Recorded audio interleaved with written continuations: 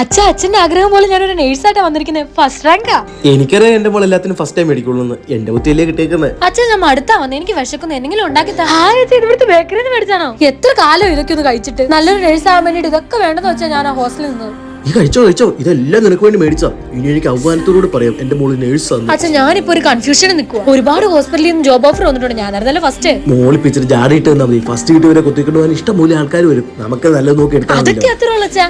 എടി നമ്മുടെ അപ്പം കഴിഞ്ഞ ദിവസം ഷുഗർ കുറഞ്ഞിട്ട് ആശുപത്രിയിലായിരുന്നു. ഇപ്പൊ ഇൻസുലിനൊക്കെ കുത്തിവെക്കുന്നുണ്ട്. ഈ അപ്പൂപ്പിനെതിരായിട്ട് മധുരം തെറ്റി ഒന്ന് നിർത്താറായില്ല. ഞാൻ പോയി ഡ്രസ് മാറിയിട്ട് വരാം.